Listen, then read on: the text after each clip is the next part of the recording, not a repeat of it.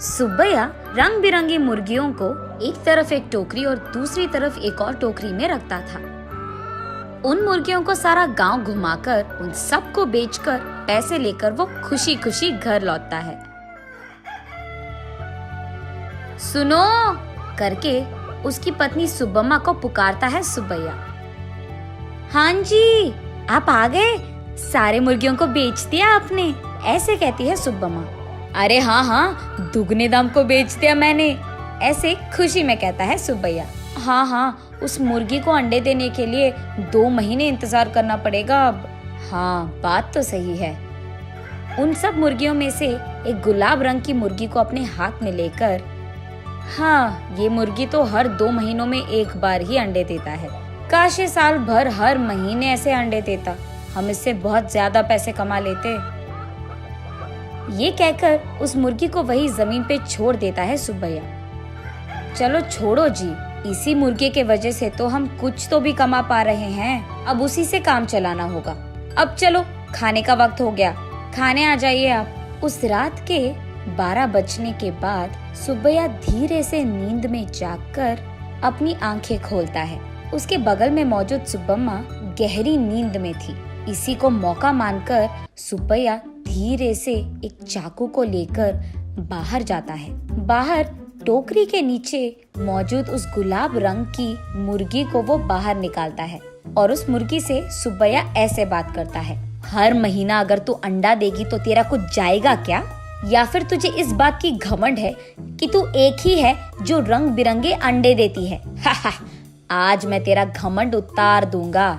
तो क्या कि तुम हर महीना अंडे नहीं देती हो, सारे अंडे तो तुम्हारे ही पेट में है ना। उन सारे अंडों को एक ही साथ बाहर निकालकर मैं उन सबको एक ही बार में बहुत ज्यादा पैसे के लिए बेच दूंगा, देख लेना। ऐसे कहकर जोर से हंसकर उसके चाकू से उस गुलाब रंग की मुर्गी को मार देता है सुब्बैया। लेकिन उसके पेट में देखने पर उसे एक भी अंडा नजर नहीं आता है। हाय भगवान, ऐसे सोचते ही रहता है कि इतने देर में सुब्बम्मा नींद से जाग उठती है। वहाँ आकर उसके पति के किए को देख, अरे भगवान, ये तूने क्या कर दिया? मैंने सोचा कि सबकी तरह तुम मूर्ख नहीं हो, पर तू तो वही निकला।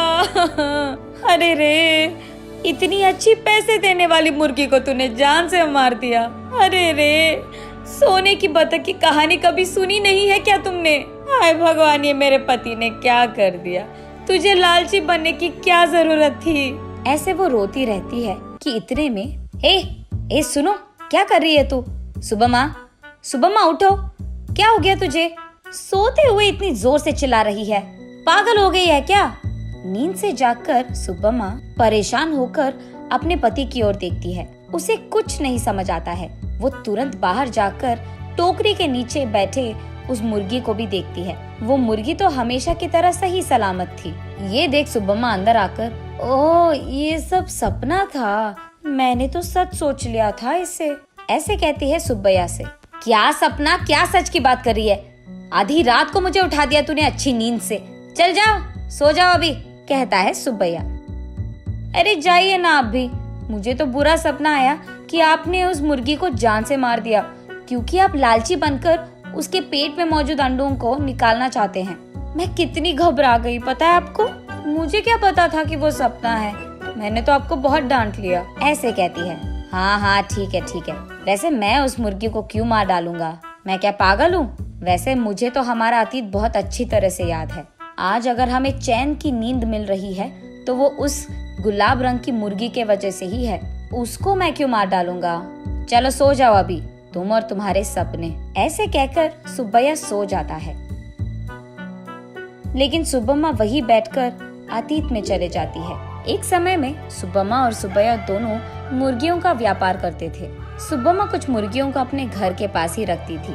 उनको खाना देना, उनके अंडों को इकट्ठा करना और उन अंडों को अगल बगल वालों में बेच देना, बड़े हुए मुर्गियों को बिकाव के लिए रख देना और उन मुर्गियों को सुब्बैया का इधर उधर जाकर बेच देना, यही होता था। लेकिन मुर्गियां हर रोज नहीं बिकती थी, कभी कभार तो 10-15 दिनों में एक ही मुर्गी बिकता था।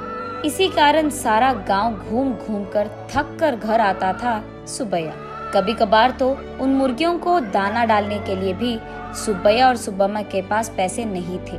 तब एक दिन सारा दिन घूमकर थके हारे सुब्बैया उसके घर लौटता है। घर आकर वो बरामदे में बैठता है और उसके बगल में सुब्बम्मा खड़ी रहती है। क्या आज भी एक भी मुर्गी नहीं बिकी? वो ऐसे पूछ ही रही थी कि वहाँ एक साधु आता है। माता, खाने के लिए कुछ दे दो, ऐसे पूछता है। थका हुआ सुब्बैया, ए साधु, हमारे पास ही खाने के लिए कुछ नहीं है, अब तुम्हें क्या दे?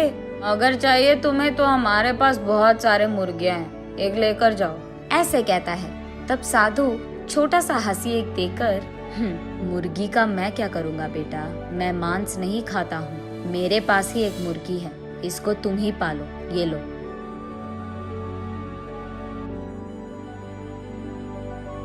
ये कहकर उनके हाथ में मौजूद एक गुलाब रंग की मुर्गी को उसके हाथ में देता है। मुड़कर देखने से पहले ही वो साधु वहाँ से गायब हो जाता है। सुब्बैया तब उस गुलाब रंग की मुर्गी को देख, इस तरह की मुर्गियाँ भी मौजूद है क्या?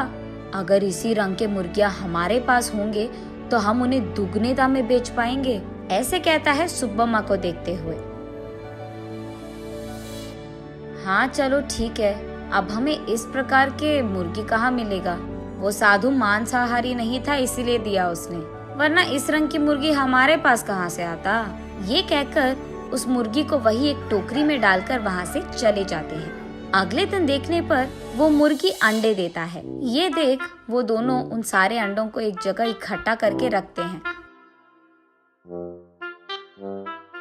कुछ दिन बाद उन अंडों से बाहर आए मुर्गियों को देख सुब्बम्मा आश्चर्यचकित हो जाती है। अरे सुनो, इधर आइए आप, सुनते हो? अरे कहाँ हो आप? इधर आइए जल्दी, ऐसे वो अपने पति को पुकारती रहती है। अरे क्या हो गया? ऐसे चिल्ला रही है जैसे कोई मर गया, क्या हो गया? उसके ऐसे कहने पर सुब्बम्मा उसे रंग बिरंगी अंडों को दिखाकर ऐसे कहती है, अरे देखिए ना, उस साधु ने जो मुर्गी हमको दिया है उसके अंडों से रंग बिरंगी मुर्गियाँ आई है। ये कहकर सुब्बम्मा उन मुर्गियों को सुब्बैया को दिखाती है।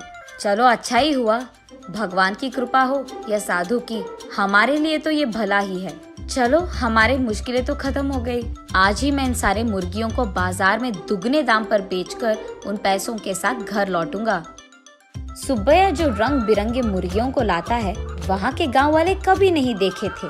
इसी कारण गांव वाले सारे बहुत उत्साह से हमें चाहिए तो हमें चाहिए, ऐसे एक दूसरे में बहस करते हुए सुब्बैया के पास जाते हैं।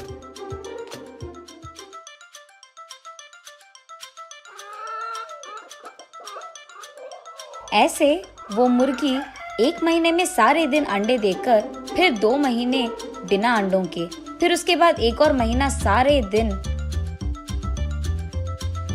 अंडे देते हुए रहती थी। अब उन्हीं महीनों में सुब्बैया भी अंडों को जमा करके उन्हें बाजार में बेचता था। ऐसे ही कुछ ही दिनों में पति पत्नी दोनों कमाए हुए पैसों के कारण चैन की नींद सोने लगते हैं।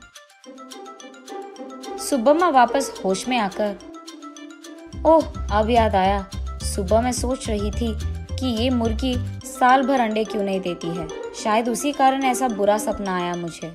ये सोचकर वापस गहरी नींद में सो जाती है सुब्बम्मा।